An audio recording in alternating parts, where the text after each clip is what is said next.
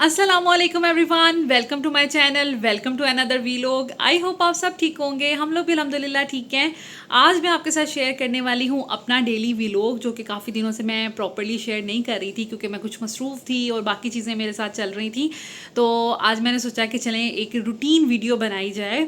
और आज एक तो मज़े का सालन बनाएंगे। वैसे तो रोज़ ही कुछ ना कुछ अच्छा बन रहा है और मामा बहुत ख्याल रखती हैं कि बच्चे जो खाते हैं ना आपने वही बस बनाना है या मैं वही बनाऊँगी। लेकिन फिर भी आज मैंने सोचा कि चले मैं आज चिकन का सालन बनाती हूँ, वो बनाऊँगी, उसकी रेसिपी आपके साथ शेयर करूँगी। साथ साथ कुछ करेंगे बातें और जो भी रूटीन हुई आपके साथ शेयर करूँगी। फ़िलहाल गर्मी इतनी है, गर्मी बिल्कुल भी इजाज़त नहीं दे रही कि मैं कोई काम करूँ। गर्मी बहुत लगती है। ऑफ कोर्स एसी भी चलता है लेकिन उसका भी एक लिमिटेड टाइम है ना, हम सारा दिन तो ऑन करके रह नहीं सकते। और वैसे भी सारे काम भी करने होते हैं, बच्चों को देखना होता है, सारी चीज़ें करनी होती हैं, तो आप फिर एक कमरे में बंद कर रह नहीं सकते। एनीवेज, काफ़ी दिन हो गए थे, मैंने सोचा कि अब मैं डेली एक व्लॉग डाल दूं क्योंकि आप लोग भी मिस कर रहे थे। तो स्टार्ट करते हैं पहले तो अपनी रेसिपी, उसके बाद जो भी चीज़ें हुई, शॉपिंग की थी वो आपके साथ शेयर करूंगी। कौन सा जूता लिया, कौन सी ज्वेलरी ली, वो भी आपको दिखानी है। और कुछ ऐसे मैंने लिया नहीं था, जो भी कुछ लिया वो भी आपको दिखाऊंगी। सो या स्टार्ट करते हैं अपनी वीडियो। अच्छा जी, तो सबसे पहले हम यहाँ पर बना रहे हैं चिकन का सालन, जो कि ग्रेवी वाला हम बनाते हैं क्योंकि ग्रेवी हमारे घर में सबको पसंद है। सूखा सूखा सालन कोई नहीं खाता, ना कोई बच्चा ना कोई बड़ा। इसके अलावा हम यहाँ पर कुछ बातें करेंगे। मेरे बहुत से व्यूवर्स हैं जो बार बार पूछ रहे हैं मैंने घर कब जाना है, एक, और आपने यहाँ पे कितनी देर रहना है, दो, और आप डेली बेसिस पे कोई कंटेंट जो है वो शेयर नहीं करी, तो हम लोग लाइक आपका वेट कर रहे हैं, दिस एंड दैट। तो यहाँ ही पे मैं सबसे पहले बात करना चाहूँगी। देखें, मेरी 4 सालों की मेहनत है यूट्यूब का मेरा चैनल। मैं थोड़ी अनलकी रही हूँ जब मैं बात करती हूँ कि मेरा चैनल इतनी जल्दी ग्रो नहीं हुआ, या फिर मैंने उस तरह से शायद सक्सेसफुल मैं नहीं रही जिस तरह से बाकी लोग रहते हैं। मेरा कंटेंट अगर मैं देखूं तो वो मुझे लगता है कि मेरी लिमिटेशंस के हिसाब से मैं अच्छा कंटेंट देने की कोशिश कर रही हूँ। लेकिन कोई वीडियो इतनी वायरल क्यों नहीं हो रही, क्या नहीं हो रही, उसके बहुत से रीज़न्स हो सकते हैं। वो मैं एक वीडियो में आपके साथ पहले कभी शेयर कर चुकी हूँ कि चैनल ग्रो करने के लिए जो जो मैंने गलतियाँ की हैं वो आप ना करें, वो एक अलग डिबेट है। लेकिन मैंने इस काम को 4 साल दिए हैं। मैंने, जैसे एक बच्चे की इंसान परवरिश करता है, डेली उस पर टाइम इन्वेस्ट करता है, या किसी भी जॉब या किसी भी बिज़नेस पे टाइम इन्वेस्ट करता है, मैंने अपने चैनल पे वैसे टाइम इन्वेस्ट किया है। देखने में लगता है कि मैं क्या कुछ ख़ास कर रही हूँ, वही हैं घर के काम हैं, कैमरा साइड पे लगा के बस काम ही करने हैं या कंटेंट ही देना है, तो सफाइयाँ ही करनी है। लेकिन देखें, जब आप काम कर रहे होते हैं घर के, जब आपने सोली सिर्फ काम ही करने हैं, उसको रिकॉर्ड नहीं करना, तो जो काम आपका आधे घंटे में हो जाना है ना, जब हम रिकॉर्डिंग करते हैं, ये सारे व्लॉगर्स मेरे साथ ज़रूर रिलेट करेंगे, वही काम 1 घंटे का हो जाता है। कभी किस एंगल से कैमरा लगाना है, कभी किस एंगल से कैमरा लगाना है, उसके बाद उसकी एडिटिंग करनी है। तकरीबन 1.5 घंटे की वीडियो होती है। जब मैं कभी अपने घर में होती हूँ, रूटीन की, सफाइयों की, जो भी मैं वीडियो शेयर करती हूँ, 1.5 घंटे की वीडियो होती है, जिसमें से हमें 20 मिनट की उसको श्रिंक करके करनी होती है। ठीक है, उसके बाद डेली रूटीन में काम अपना शेयर करना, फिर किसी को पसंद आता है, किसी को नहीं पसंद आता। अब हम तो अपना कंटेंट दे देते हैं बना के, हमें लगता है कि ये कंटेंट पसंद आना चाहिए, लेकिन समटाइम ऐसे होता है किसी को अपील नहीं करता, किसी को अच्छा नहीं लगता, लोग इंटरेस्टेड नहीं होते, या टाइटल ऐसा होता है आप लोगों को लगता है नहीं ये वीडियो नहीं देखने वाली, स्क्रॉल कर लिया, सिंपल एक उंगली से आपने एक थंबनेल से जज कर लिया कि ये इंटरेस्टिंग है हमारे लिए कंटेंट कि नहीं। ठीक है, उसमें आपकी मर्ज़ी होती है, उसके लिए हम कुछ कर नहीं सकते। हाँ, जो एफ़र्ट कर सकते हैं वो तो करते हैं। ऑफ़ कोर्स कोई प्रोडक्ट इंसान कोई किसी के सामने पेश करता है तो अपनी तरफ से पूरी एफ़र्ट करके करता है। ठीक है, सो मैंने भी ये सब चीज़ें की हुई हैं, मैंने स्ट्रेस ली हुई है अपने चैनल की। मैं बहुत दफ़ा डीमोटिवेट हुई हूँ, फिर बहुत दफ़ा ख़ुद को समझाया, बहुत दफ़ा दोस्तों ने समझाया, हस्बैंड ने समझाया, मामा ने समझाया, बहन ने समझाया कि नहीं नहीं कोई बात नहीं, आपने इतनी मेहनत की हुई है, अब आप ऐसा ना करें। तो इस तरह करके फिर दोबारा उम्मीद जग पड़ती है या हिम्मत आ जाती है और इंसान काम करने लग जाता है। मुझे भी पता है कि मैं आजकल वीडियो नहीं बना रही, मेरा चैनल बहुत डिस्टर्ब हो रहा है और होगा। मेरी इनकम जो है जो एक्सपेक्टेड है, मुझे पता है कि 1 मंथ में मैं कितना अर्न कर रही हूँ या 2 मंथ में कितना अर्न कर रही हूँ। ज़ाहिर बात है मैं वीडियो नहीं डालूँगी तो मुझे वो अर्निंग नहीं होगी और मुझे ये अर्निंग चाहिए भी। मैंने आपके साथ जब शेयर किया था अपने यूट्यूब की जर्नी, मैंने आपको बताया था कि मैंने फ़र्स्ट ऑफ़ ऑल ये चैनल बनाया था अर्निंग करने के लिए। लेकिन उसके बाद मैं इतनी अटैच हो गई आप लोगों के साथ, आपके कमेंट्स के साथ, कि मुझे लगता था यही मेरी ज़िंदगी की अचीवमेंट है। पैसे ना भी आएँ तो खैर है, लेकिन देखिए मैं इतनी मेहनत कर रही हूँ, मेरे 4 बच्चे हैं और उसके बाद मैं घर गृहस्थी के अलावा अगर इतना मैंने कोई काम उठाया हुआ है, एक मैं काम कंटेंट अपना बना रही हूँ और मैं वीडियोस बना रही हूँ और पाबंदी के साथ उसको शेयर कर रही हूँ, वीडियो के लिए खुद अपने पैसे खर्च कर रही हूँ, जबकि मुझे इतने पैसे नहीं आ रहे, लेकिन फिर भी चलें कि ये कंटेंट चल जाएगा, फिर कभी कोई आइडिया, इसीलिए कर रही हूँ ना कि एक ना एक दिन मेरा चैनल अच्छा ग्रो कर जाएगा। ये 4 सालों की मेहनत है और मुझे पता है मैंने कितना ख़ुद को थकाया हुआ है, लेकिन जब मैं गैप ले लेती हूँ तो ऑफ़ कोर्स मेरे चैनल पे असर पड़ता है। ऑडियंस जो है वो अनइंटरेस्टेड हो जाती है, वो किसी और का चैनल पसंद कर लेती है, वो वहाँ बिज़ी हो जाते हैं। हो सकते हैं मुझसे भी अच्छे, हो नहीं सकता डेफ़िनेटली, मुझसे अच्छे कंटेंट क्रिएटर बैठे हुए हैं जो मुझसे भी अच्छा मटेरियल दे रहे हैं, तो मैं ये नहीं कहती कि मेरा काम बहुत अच्छा है। काम डिस्टर्ब होता है, लेकिन देखें जब मुझे लास्ट टाइम बैड कमेंट्स आए थे, मैंने आपके साथ शेयर किया था कुछ दिन पहले, उस बात को लेकर मैं बहुत परेशान हुई थी, क्योंकि जब एक इंसान दिल से अच्छा हो ना और वो आपको भी अच्छाई ट्रांसफ़र कर रहा हो, आपको अच्छी वाइब्स दे रहा हो, तो जब उसको कोई बुरा उठ के कहता है ना, तो डेफ़िनेटली उसका दिल बुरा होता है कि यार मैं तो अच्छा ही कर रहा हूँ, क्यों कोई मुझे बग़ैर जाने, बग़ैर समझे, कोई मुझे जानता नहीं है, कोई किसी ने मेरे साथ टाइम नहीं गुज़ारा हुआ, कोई मुँह भर के कोई भी बात कर दे, तो इंसान को एक तो दुःख होता है। मैं बहुत दुःख में रही, मैं उस दिन रोई भी, मुझे बहुत रोना आया। इस चीज़ की गवाह मेरी फ्रेंड है जिससे मैं थंबनेल बनाती हूँ। मैं रोई बाकायदा, मैंने रोते-रोते उसको मैसेजेस किए। उसके बाद मैं 2-3 दिन डिस्टर्ब रही, मुझे शर्मिंदगी भी बहुत हुई और मुझे बुरा भी बहुत लगा। आप लोग मेरा कोई भी वीडियो निकाल के देख लें, अभी शुरू से लेकर अब तक मैंने कभी इस्लामिक डिस्कशन में पार्टिसिपेट नहीं किया कि इससे इंसान के हर किसी का नज़रिया डिफरेंट होता है, बहस हो जाती है। मैंने पॉलिटिकल कभी बात नहीं की, क्योंकि ऑफ कोर्स इससे भी बहस हो जाती है। मैंने कभी किसी व्लॉगर को टॉन्ट नहीं किया, या मैंने कभी ये नहीं कहा फ़लाना ऐसा तो फ़लाना ऐसा। मैंने कभी किसी कम्युनिटी, कोई लोअर मिडिल क्लास हैं, कोई पुअर क्लास है, कोई हाई क्लास है, मैंने कभी किसी पे क्रिटिसाइज़ नहीं किया। मैंने कभी किसी की ड्रेसिंग पे, कभी किसी के एक्ट पे क्रिटिसाइज़ नहीं किया, ठीक है? तो देखें, जब कोई इंसान किसी की बुराई करता है ना, तो वो और भी 100 मुँह खोल लेता है कि लोग भी उसकी बुराई करें या उसके नज़रिए की बुराई करें। जब मैं किसी पे बात ही नहीं कर रही, तो आप कैसे किसी पे बात कर सकते हैं?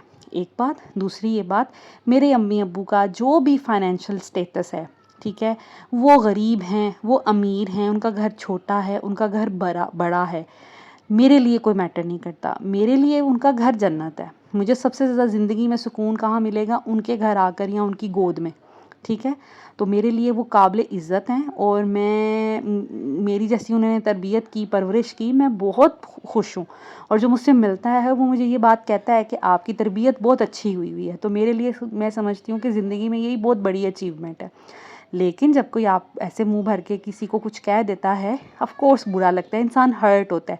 मैं सोशल मीडिया पे काम कर रही हूँ, मैं अपने बेनिफिट के लिए कर रही हूँ, लेकिन मैं अच्छा काम करने की कोशिश कर रही हूँ। मैं किसी के साथ बदतमीज़ी नहीं करती, मैं किसी पे फ़िज़ूल क्रिटिसाइज़ नहीं करती, मैं ओवर नहीं हूँ, मैं वल्गर नहीं हूँ।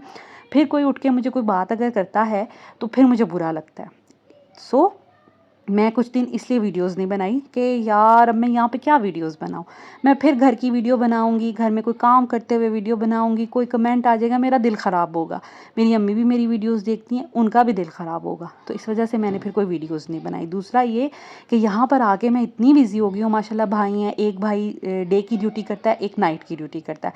हर वक़्त एक भाई सो रहा होता है, फिर एक जाग रहा होता है, कभी किसी के नाश्ते का टाइम है, कभी किसी के खाने का टाइम है। माशाल्लाह बच्चे हैं, मेरी सिस्टर भी आ गई हैं, उनके भी बच्चे हैं। इस तरह करके माशाल्लाह इतनी रौनक लगी हुई है, इतने काम हैं कि आपकी सोच है। हमारे उठने से पहले मम्मा काफ़ी काम कर लेती हैं, लेकिन जब हम उठ जाती हैं दोनों बहनें, तो बच्चों की सारी ड्यूटी, खाना पकाना या फिर बर्तन धोना, साफ़ सफाई या कुछ भी, क्योंकि घर में इतने बच्चे होंगे तो गंद पड़ेगा और काम तो करना पड़ेगा। तो वो सब कुछ हो रहा होता है। मामा हमारे सोने तक सारी ड्यूटी पूरी करती हैं, बाद की ड्यूटियाँ हमारी हैं। बच्चों की ऑयलिंग करना, बच्चों को नहलाना, धुलाना, इनको खाना बना के देना, कभी किसी बच्चे को दूध चाहिए, सब कुछ हम मिल के कर रहे हैं। सो टाइम ही नहीं लगता मुझे यहाँ पे वीडियो बनाने का। अब देखें आप इतने मसरूफ़ है, घर में मैं वीडियोज़ बनाती हूँ इसलिए क्योंकि मैं वहाँ फ़ारिग होती हूँ। मैं वहाँ पे तनहा हूँ, मुझे वहाँ पे करने के लिए कोई एक्टिविटी नहीं है। लेकिन यहाँ पर करने के लिए मेरे लिए बहुत काम है माशाल्लाह, सुबह से शाम कैसे हो जाती है पता ही नहीं चलता। I am really very sorry, मेरे जितने भी व्यूवर्स हैं वो डिस्टर्ब हो रहे हैं, वो मिस कर रहे हैं मेरी वीडियोस। लेकिन मैं आप समझने की कोशिश करें कि मैं बहुत बिज़ी हूँ, बहुत स्टक हूँ। कुछ मैं दुखी बहुत ज़्यादा थी, इसलिए मैंने सोचा मैंने मम्मा पापा के घर जब तक हूँ मैंने कोई वीडियो ही नहीं बनानी।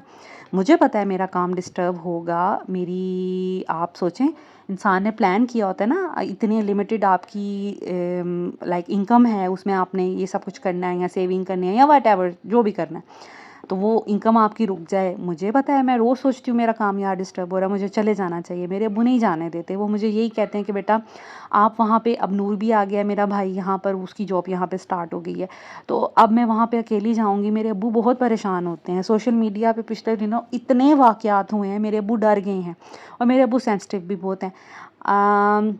हमारे ददियाल में सब कुछ होता था, लड़ाई झगड़े होते थे, लेकिन मेरे अब्बू ने हमें तकरीबन 21-22 साल तक हमें वहीं पे रहने दिया, कभी सेपरेट नहीं हुए, क्योंकि मेरे अब्बू बाहर रहते थे और वो कहते थे कि ये शेल्टर है, मेरे अब्बू जो हैं वो मेरे बच्चों के लिए और मेरी बीवी के लिए। तो जैसे ही मेरी शादी हुई, मेरी सिस्टर की शादी पहले हो गई थी, फिर मेरी शादी हुई, तो हमारे अब्बू ने फिर हमारी अम्मी को कहा कि ठीक है अब आप जहाँ रहना चाहती हैं आप रहें, क्योंकि अब बेटियाँ नहीं हैं जवान आपके साथ, अब आपके साथ बेटे हैं। मैं जवान बेटियों के साथ रेंट पे आपको, या फिर मैं वैसे लाहौर में आपको नहीं छोड़ सकता या कहीं पर भी। तो दैट्स वाई मेरे अब्बू अब मेरे लिए बहुत डरते हैं कि 3 बेटियों का साथ है, आप वहाँ पे अकेली रहेंगी, खुदा ना करे रात में कोई इमरजेंसी हो जाती है, किसी बच्चे के कान में दर्द है, दाढ़ में दर्द है, किसी के पेट में दर्द है, किसी को कोई मसला है, आप वहाँ पे अकेले कैसे सर्वाइव करेंगी। तो मुझे तो बहुत खौफ आता है। और इस्लामाबाद ऐसा शहर है, यहाँ आप जिस कम्युनिटी में रहती हैं वो ऐसी है कि साथ वाले घर क्या हो रहा है किसी हमसाये को भी नहीं पता होता, और ये रियलिटी है। तो मेरे अब्बू कहते हैं कि आप अभी छुट्टियां हैं बच्चों की, जब तक रहना चाहें आप यहाँ पे रहें, जब तक नवाज़ नहीं आ जाते आप तब तक यहाँ पर रहें, हमें कोई मसला नहीं है, लेकिन हम आपको अकेले नहीं जाने देना चाहते। तो वो डरे हुए हैं, तो मैं उनको बिल्कुल भी प्रेशराइज़ नहीं किया कि बाबा नहीं मेरा काम डिस्टर्ब हो रहा है, बच्चों की पढ़ाई डिस्टर्ब हो रही, मुझे वापस जाना है। क्योंकि मैं उनसे क्या आर्ग्यूमेंट उनको दूँ कि मैं क्यों जाना चाहती हूँ, या मैं अपना ख्याल खुद रख लूँगी। माँ बाप के लिए जो बच्चे होते हैं ना, वो हमेशा छोटे बच्चे ही होते हैं, तो उनको हम समझा नहीं सकते। एनीवेज़ इसलिए मैं यहाँ पे हूँ, और माज़रत के साथ आपको थोड़ा-सा और बियर करना पड़ेगा। और जहाँ तक मेरे हस्बैंड की बात है, तो उनका काम भी बहुत डिस्टर्ब हुआ है पाकिस्तान में, और दुबई जाकर भी वो सर्वाइव करने की कोशिश कर रहे हैं, थोड़े से वो भी परेशान हैं। तो इस परेशानी के मौके में मैं नहीं चाहती उनको मज़ीद कोई परेशानी हो, घर की, चीज़ों की, बच्चों की कोई टेंशन हो। तो बेहतर ये है वो भी रिलैक्स फ़ील करें कि मैं अपने अम्मी अबू के घर हूँ, यहाँ पे भाई हैं, अब्बू हैं, अम्मी हैं, तो हमारी प्रॉपर केयर हो रही है और प्रॉपर हमारे साथ सब हैं। तो इस वजह से वो भी बहुत रिलैक्स हैं। तो इस वजह से मैं कोई वीडियोज़ वगैरह शेयर नहीं कर पा रही, अपने घर नहीं जा पा रही, और मेरा ख़्याल है कि मुझे मतलब मुझे अभी 1 महीना शायद और यहाँ पर लग जाए, क्योंकि मैं अभी नहीं जा सकती। हाँ, बच्चों के स्कूल खुलेंगे तो शायद मैं बाबा से ये कह सकूँ कि अब तो स्कूल खुल गए हैं, अब मुझे जाने दें, तो शायद वो मुझे जाने दें। लेकिन अभी मेरा फ़िलहाल कोई प्लान नहीं है वापस आने का। और जहाँ तक मेरे हस्बैंड की बात है, तो मेरे हस्बैंड का अभी कोई भी प्रेडिक्टेबल नहीं है कि वो 1 महीना मज़ीद दुबई में रहें, 2 महीने रहें, 3 महीने रहें, क्योंकि वो यहाँ पर अपना काम बिल्कुल ज़ीरो करके गए हैं, और वहाँ पे उन्होंने अपना काम जो है वो जिसे कहते हैं कि सेट करना है। तो उसको मज़ीद 2 माह भी लग सकते हैं, 3 माह भी लग सकते हैं, मुझे कुछ नहीं पता इस मामले में। तो काम सेट होगा, वो कंफर्टेबल फ़ील करेंगे तो ही वो वापस आएंगे, हमें मिलेंगे, और शायद उनको फिर जाना पड़े। तो मुझे कुछ भी नहीं पता अब हमारे साथ क्या होना है, क्या नहीं होना। मैंने लाहौर रहना है, मैंने इस्लामाबाद वापस चले जाना है, या अगर हस्बैंड वहाँ पे रहे तो हो सकता है कि मैं शायद लाहौर शिफ्ट कर जाऊँ अम्मी अब्बू के के पास, लेकिन अभी कुछ भी नहीं पता। जो भी सिचुएशन हुई इंशाल्लाह ताला आपको मैं अपडेट करूँगी, क्योंकि मैं अकेली अब इस्लामाबाद में मेरे लिए रहना मुश्किल है। तो मामा पापा के घर भी कितनी देर मैं यहाँ पे रह सकती हूँ। हो सकता है कि मैं यहाँ पे करीब कोई घर रेंट पे ले लूँ और मैं वहाँ रहना शुरू कर दूँ और बच्चों को भी यहाँ पे स्कूल में एडमिशन करा लूँ, और जो मेरी रूटीन है, लाइफ है, वो वैसी चलती रहे। हाँ, यहाँ पर रहने का फ़ायदा ये होगा कि अम्मी अबू पास होंगे, जब आवाज़ दूँगी वो हाज़िर हो जाएँगे, तो ये मुझे फ़ायदा होगा, या मैं कभी आ जाया करूँगी। तो ये सारी सिचुएशन है, ये सारी प्लानिंग है, और अभी कुछ भी नहीं पता कंफर्म, क्योंकि हमारी प्लानिंग कुछ और होती है, अल्लाह ताला की प्लानिंग कुछ और होती है। बाकी अल्लाह ताला हमारे लिए भी आसानियाँ करे और सब के लिए आसानियाँ करे। ये थी सारी स्टोरी। अच्छा जी, ये हैं वो ड्रेसेस जो मैंने बच्चों के अभी दोबारा बनवाए हैं। तो अभी जुमा था, तो मैंने सोचा कि मैं बच्चों को जो है ना वो नहलाऊं और न्यू ड्रेसेस पहनाऊं। तो सबसे पहले अगर मैं दिखाऊं तो ये है जी इज़ा का ड्रेस। ये सिंपल सा फ़ातिमा के ड्रेस से कपड़ा बचा था, तो मैंने फिर इज़ा की शर्ट बना ली। अच्छा कपड़ा था बचाना, तो ये मैंने शर्ट बना ली, स्टिच मैंने ख़ुद की है। अच्छा, ये यहाँ पर मैंने ना डोरी लगा के तो इस तरह की समोसियाँ सी बना ली। बच्चियों को ना ऐसी बड़ी प्यारी लगती हैं। नीचे मैंने इसके इस तरह से पर्पल कपड़ा लगा लिया, गोल गला है और सिंपल सी इसकी शर्ट है इस तरह से। और इसकी जो शलवार है वो मैंने बनाई है, ये बैलून ट्राउज़र इसका बनाया, लाइक बैलून शलवार बनाई है। आजकल वैसे भी इसका बहुत ट्रेंड है और लगती भी बहुत प्यारी है। ट्रेंड हो या ना हो, बच्चियों को हमेशा से इसका ट्रेंड मेरा ख़्याल है कभी आउट नहीं हुआ, और मेरा ख़्याल है कि सब बच्चियों को, मैंने बहुत बच्चियों को पहने देखा है, जब चाहे इसका ट्रेंड नहीं भी था तो ये सिंपल सी बेल्ट वाली शलवार है। इस तरह से ऊपर से बेल्ट आएगी और नीचे खुला घेर में आपकी शलवार बनेगी। कटाई आपने बहुत थोड़ी छोटी सी करनी है और साथ में आपने यहाँ पर चुनट दे लेनी है, और इस तरह से आप पाइपिंग लगा सकते हैं। मैं ये भी कर सकती थी कि ना, मैंने एक डिज़ाइन देखा था, उसमें ये डोरी यहाँ तक निकल रही थी और उधर भी समोसियाँ सी लगी हुई थी, तो डोरी बांधते चलते हुए बच्चों को बड़ी प्यारी लगती हैं इस साइड पर। लेकिन उसमें ये कि जैसे बीज़ा भी वॉशरूम में जाती है, बच्चे केयर नहीं करते, तो यानी वो गंदी हो जानी थी, तो फिर इसलिए मैंने डोरी, वरना मेरा दिल था कि मैं इस पर भी डोरी लगाऊं, इसलिए मैंने डोरी नहीं लगाई कि वो फिर अच्छी, मतलब अच्छी तो लगेगी लेकिन फिर वो साफ़ नहीं रहेंगे कपड़े ना। तो इस वजह से मैंने फिर ये इस तरह से इसकी शलवार जो है वो स्टिच की है, और जब पहन लेंगे तो भी कोशिश करूँगी आपके साथ शेयर करूँ। और ये है जी जो वो ड्रेसेस जिसका आपको बहुत से लोगों को वेट था, ये मैं अमान मार्केट से लेके आई थी, मैं खोल के आपको दिखाती हूँ। अच्छा जी, तो ये है जी फ़ातिमा का ड्रेस, जो कि कुछ इस तरह से मैंने स्टिच करवाया है। मेरी इंस्पिरेशन मैं यहाँ पर साइड पे अटैच कर दूँगी, ये थी ड्रेसेस बनाने की। और अब इनमें से कोई ये, आप में से कोई ये ना कह दे ये स्लीपिंग ड्रेस लग रहे हैं, ऐसा नहीं है। इस तरह का जो फैब्रिक है, ये जिस भी ब्रांड में आया है उनके साथ उन्होंने इसी तरह के कॉट सेट बनाए हैं, जिसमें ट्राउज़र है और साथ में इस तरह की सफारी लुक में शर्ट है, किसी का कोट कॉलर है, किसी का सिंपल कॉलर है। तो मैंने भी उसी को, वही इंस्पिरेशन थी मेरी, और उसी को कॉपी करने की कोशिश की है, क्योंकि मुझे इसी तरह के ड्रेस चाहिए थे। अब आप इसको स्लीपिंग ड्रेस समझ लें या सिंपल ड्रेस समझ लें, मेरे बच्चे तो खुद कहे थे मम्मा ये हमारे स्लीपिंग ड्रेस है। एनीवेज़, तो यहाँ पर जी आपको पता होगा मैंने अमान मार्केट से ये कपड़ा लिया था, और ब्रांड पे इस कपड़े के बड़ों के भी ड्रेसेस हैं, छोटों के भी हैं, फ्रॉक्स भी हैं, लड़कों की भी शर्ट्स एंड शॉर्ट्स आए हुए हैं। सो ये वही कपड़ा है, और ये बेसिकली लॉन कॉटन टाइप ही है, और इसमें थोड़ी रिंकल्स होती हैं। इसका मैंने सिंपल कॉलर बनवाया है। मैंने इसमें कोई भी बुकरम वगैरह अटैच नहीं करवाई, क्योंकि उससे बहुत स्टिफ़ हो जाना था, और जब बुकरम तेज़ इस तरी पर इस कॉलर के साथ लगनी थी तो इसकी सारी रिंकल्स ख़त्म हो जानी थी। तो फिर मैंने बस उनको कहा कपड़े का कॉलर बना दें, वरना मैं इसका स्टिफ वाला कॉलर भी बनवा सकती थी। बटन डाउन मैंने शर्ट बनवाई है, साथ में मैंने 2 पॉकेट्स बनवाई हैं। सिंपल सा ड्रेस है, और ये जो ट्राउज़र है ये इस तरह से मैंने बनवाया है, बहुत टाइट नहीं, बहुत खुला नहीं, कंफर्टेबल सा, कूजी सा, और इस तरह से कि बच्चे इसको पहन के बिल्कुल कंफर्टेबल एंड रिलैक्स फील करें। तो इस तरह का मैंने ये ड्रेस बनाया है। मुझे ज़रूर बताइएगा आपको कैसा लगा। इंस्पिरेशन मेरी जो थी, मैंने एज़ इट इज़ उसको बनाने की कोशिश की है। और भी चीज़ें इसकी बन सकती थी, लेकिन मुझे यही पसंद था, तो मैंने यही सोचा हुआ था, फिर मैंने यही बनाया। अब मैं आपको दिखाती हूँ ज़ैनब का ड्रेस। ये है जी ज़ैनब का ड्रेस, और ज़ैनब का मैंने बनवाया था, एक का मैंने बनवा लिया था सिंपल कॉलर, और एक का मैंने बनवाया था कोट कॉलर, और ज़ैनब का पर्पल कलर का था ड्रेस। इसका भी ट्राउज़र जो है मैंने सेम स्ट्रेट रखा है, लूज सा, और इसकी भी वही सफारी टाइप शर्ट मैंने बनवाई है। इसकी एक पॉकेट दी है, साथ में मैंने कोट कॉलर दिया है। स्टिचिंग मैंने यहाँ पे करीब में एक दर्जन मिल गई थी, उनसे करवाई है, लेकिन मैं सेटिस्फाइड हूँ, लेकिन 100% नहीं, 80%।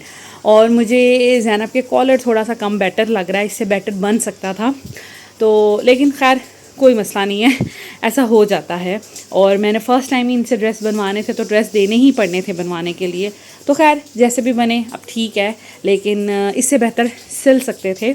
और इनकी मैंने स्टिचिंग जो है वो 500 दी है, और क्योंकि यहाँ पर ना बच्चों की स्टिचिंग यही चल रही है। तो ये थे जी ज़ैनब फ़ातिमा के ड्रेसेस, जो आप में से बहुत लोग कह भी रहे थे जब आएँ तो हमें दिखाइएगा और स्टिचिंग भी दिखाइएगा। फ़ातिमा का जो है वो मुझे बेटर लगा नीटनेस में, तो ज़ैनब का सिर्फ कॉलर मुझे थोड़ा कम बेहतर लगा, लेकिन ओवरऑल ठीक हैं ड्रेसेस। और ये जो कपड़ा है ये मैंने 900 का लिया था दोनों के ड्रेसेस के लिए, जिसमें दोनों के ड्रेसेस बन गए हैं, और 500 मैंने इसकी स्टिचिंग दी है, और बटन तो सिंपल से इसके लगे हैं। सो ये थे जी बच्चों के ड्रेसेस। अब मैं इनको शावर दिलवाती हूँ और इनको ड्रेस चेंज करवाऊँगी और फिर आपके साथ भी शेयर करूँगी। सो पहन के ये ड्रेसेस कुछ इस तरह के लगे हैं। मुझे ज़रूर कमेंट में बताइएगा कैसे लगे। मैं 100% तो सेटिस्फाइड नहीं हूँ, लेकिन 50-50 तो है। और इज़ा के ड्रेस से तो मैं 100% सेटिस्फाइड हूँ, क्योंकि ये ड्रेस मैंने खुद सिया है। शर्ट थोड़ी लॉन्ग मैंने रखी थी, लेकिन मुझे लगा कि ऐसी पैंट्स के साथ ना थोड़ी शॉर्ट अच्छी लगेगी, तो मैंने इसको काट कर उसी वक्त सिलाई लगा के शॉर्ट कर दिया। तो कोई बात नहीं, इज़ा जितनी छोटी है ना, इसको इस तरह के कपड़े अच्छे लगते हैं, बच्चियों को तो अच्छे लगते हैं, अभी बहुत छोटी है। सो मुझे ज़रूर बताइएगा ये ड्रेस आपको कैसा लगा। सिंपल सा था, लेकिन मुझे ना इसकी पैंट्स बहुत अच्छी लगी और मैंने काफ़ी अच्छी सी ली। उसके बाद जी ये कुछ शॉपिंग थी जो मैंने आपके साथ शेयर करनी थी, जो मैंने लिबर्टी से ली थी। मुझे कमेंट आया था आप लेती कुछ नहीं है, मज़ा नहीं आता। नहीं, मैं कभी ले भी लेती हूँ, लेकिन मैं गैर ज़रूरी शॉपिंग नहीं करती। जिस चीज़ की ज़रूरत होती है बस वही शॉपिंग करती हूँ। ये मैंने जूता लिया था जो 1500 का मुझे मिला था, और मुझे पाँव पे पहना इतना अच्छा लगता है ना, आजकल ये मेरा फेवरेट बना है। मैं जहाँ भी जा रही हूँ यही पहन के जा रही हूँ, मुझे बहुत अच्छा लगा ये जूता। कंफर्टेबल भी बहुत है और मज़े का भी बहुत है, और हर ड्रेस के साथ चल भी जाता है। ये मैंने लिया था 1500 का, और मैंने इस शॉप का आपको टूर भी कराया था और बाकी आर्टिकल्स भी दिखाए थे। उसके बाद ये वो जो हॉकर था वहाँ पे जिन्होंने बास्केट पकड़ी हुई थी और उनके पास स्टेनलेस स्टील की ज्वेलरी थी, ये मैंने वहाँ से ली थी। ये मुझे 350 की रिंग एक पड़ी थी, और ये मुझे बड़ी प्यारी लगी डिज़ाइन ना। मुझे इस तरह के यूनिक डिज़ाइंस पसंद हैं, थोड़े मॉडर्न से ना, टिपिकल ना हो, थोड़े मॉडर्न लगें। तो ये मैंने एक रिंग ली थी, ये 350 की मिली थी, और दूसरी रिंग ये थी जो मैंने ली थी, ये भी डिज़ाइन मुझे बहुत अच्छा लगा था। और ये मैंने लिया था, और साथ साथ मैंने एक ब्रेसलेट लिया था। हाँ, ये 3 चीज़ें मैंने ली थी। ब्रेसलेट जो है वो 450 का मिला था, रिंग्स 350 ईच की मिली थी। और ये स्टेनलेस स्टील है, उन्होंने क्लेम किया था लाइक पानी शानी में भी पहने तो इसका कलर ख़राब नहीं होगा। हाँ, परफ्यूम नहीं लगाना। और ये जो है ना ब्रेसलेट, ये मैंने लिया था, मुझे इस तरह के बड़े पसंद है चेन स्टाइल में ना, और ये जो वॉच स्टाइल में, तो ये मैंने लिया था। ये मेरे पास नहीं था, और साथ में ये भी स्टेनलेस स्टील का है, वो कह रहे थे। और ये एंकलेट है, ये मैंने आपको पहले भी शेयर की थी, ये मैंने ऑनलाइन एक पेज से मंगाई थी, टीजे होलसेल से ना। तो ये मैंने 500 की ली थी। ये मुझे बहुत प्यारी लगती है, डेलिकेट। मुझे ना इस तरह की ज्वेलरी बड़ी पसंद है, और पायल भी मुझे लाइक पाँव में पहनने के लिए एंकलेट मुझे ऐसे पसंद है, शोर ना करें। और ये एक मैंने ब्रेसलेट लिया था, ये मैं पहनती हूँ अक्सर, मुझे बहुत लोग पूछते हैं। ये भी टीजे होलसेल से मैंने लिया था 500 का। ये स्टेनलेस स्टील है, हमेशा पहनती हूँ, कभी नहीं उतारा, और इसका कलर बिल्कुल ख़राब नहीं होता। सो ये सारी ज्वेलरी थी। तो this is it, this is all about today's video. I hope आज की वीडियो आपको अच्छी लगी होगी। Thank you so much.